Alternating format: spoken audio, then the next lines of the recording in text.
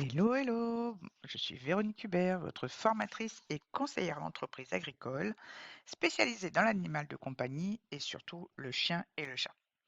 Et oui, parce qu'après 30 ans d'élevage canin de sélection LOF dans le berger de Shetland, après 26 ans d'administration dans l'armée, et toujours en étant comptable de métier depuis 2011, je me suis dit que je pouvais aider mes amis éleveurs, toiletteurs, gérants de pension, pet-sitters, éducateurs canins, éventuellement comportementalistes canins ou félins, et outre de diverses activités, à y voir plus clair dans les méandres de l'administration fiscale, juridique ou sanitaire, mais aussi sur le plan de la communication par rapport aux ventes, par rapport aussi à la sélection des reproducteurs et aussi sur le handling, c'est-à-dire la présentation de chiens en exposition.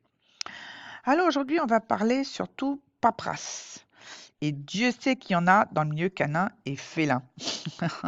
Je sais, j'entends déjà ceux qui me disent souvent, oh là là, je dois faire ci, je dois faire ça, oh là là, je dois récupérer tel papier, je dois faire telle déclaration. C'est absolument terrible et je compatis absolument. Donc, en fait, ce que je voulais surtout dans cette petite vidéo, c'est vous demander d'être vigilant quant aux documents qu'on vous donne, que vous soyez vous-même le cédant, donc le vendeur, l'éleveur, en fonction des circonstances, peu importe, ou que vous soyez de l'autre côté, donc du côté de l'acquéreur ou du client. C'est un fait certain qu'on a tendance à signer et accepter n'importe quel document sans bien regarder, en faisant confiance, comme on dit. Eh bien, ne pas oublier que vérifier soigneusement les documents qui vous sont remis lors d'une transaction, dans le milieu canin ou félin, est essentiel pour garantir la légitimité de cette transaction, la santé de l'animal éventuel, parce que ça peut être dans d'autres circonstances du milieu canin et félin, et le respect des réglementations. De façon générale, ça vous permet non seulement de protéger vos droits en tant qu'acquéreur ou client d'un côté, ou en tant que vendeur, éleveur de l'autre, mais aussi de vous prémunir contre les fraudes ou les malentendus. Et Dieu sait que je le répète souvent, les litiges, les procédures viennent très très très souvent, voire 95% des cas, de contrats qui sont mal écrits, dont les clauses sont mal écrites ou absentes ou, on va dire, mal formulées. Peu importe. En tout cas, il peut y avoir des incompréhensions. Donc, que ce soit dans la teneur en fait, des documents qu'on vous donne ou que ce soit des documents annexes, soyez extrêmement vigilants. Donc, voilà quelques pistes de réflexion. Tout d'abord, si vous le pouvez, demandez à avoir une copie des documents, que ce soit un contrat, des CGV dans des conditions générales de vente, n'importe quoi d'autre, en tout cas des documents qui vous seront remis de façon définitive après, d'accord, au moment de la transaction définitive. Donc demandez à avoir une copie de ces documents chez vous pour les lire tranquillement. Personne au monde ne vous demandera de signer tout de suite, là, maintenant, un document que vous n'avez pas lu en vous mettant un couteau sous la gorge. Si le vendeur a cette attitude, c'est non seulement répréhensible, ne serait-ce que par la loi, mais en plus, vous risquez d'accepter n'importe quoi. Et il n'y aura justement pas mort d'homme si vous décidez que vous souhaitez réfléchir calmement, à tête reposée, en vous méfiant de vos nerfs, comme dire l'autre. Pour ceux qui ont vu Ne nous fâchons pas, avec Lino Ventura et Michel Constantin, comment il s'appelait, Lefebvre, Jean Lefebvre, je crois. Voilà. Donc en tout cas, vous verrez, c'est une, comment dire, une réplique de ce film que j'adore et qui va très très bien justement dans ce contexte-là.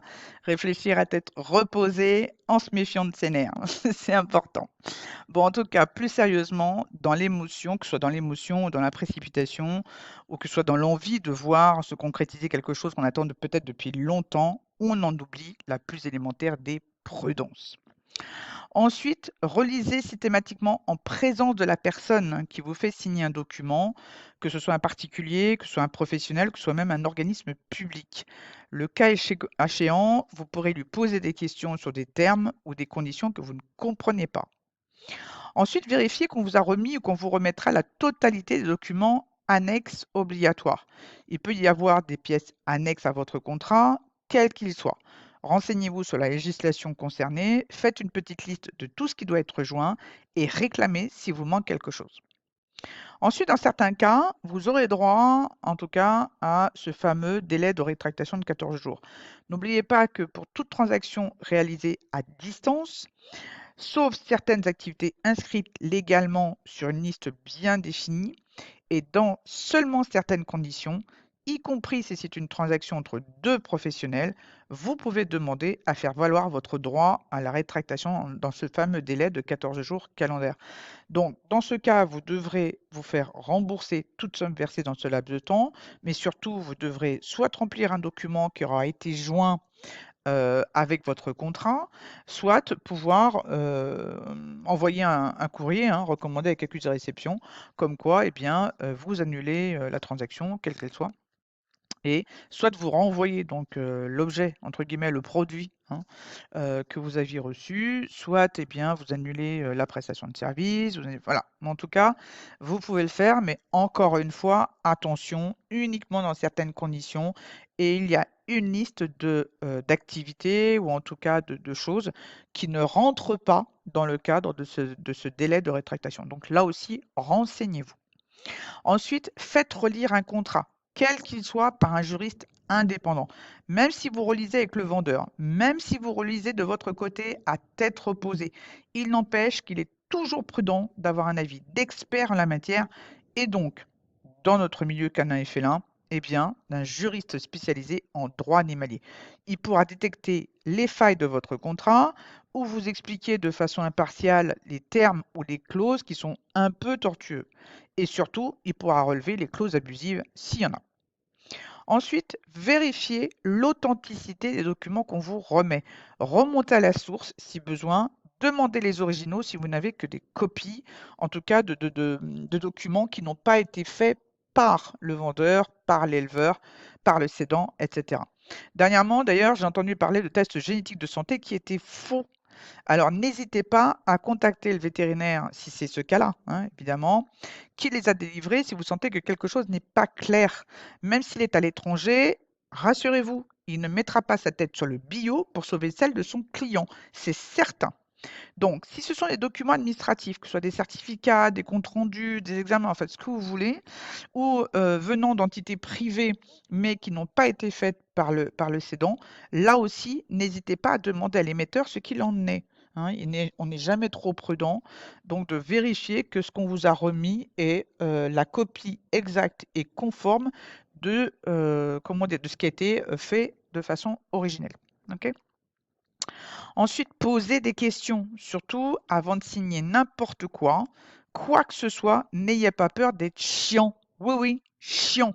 Un vendeur sera souvent plus enclin à vous répondre s'il n'a rien à cacher, plutôt que d'essayer de se dépatouiller de la mouise où il s'est mis involontairement tout seul à cause de certains oublis.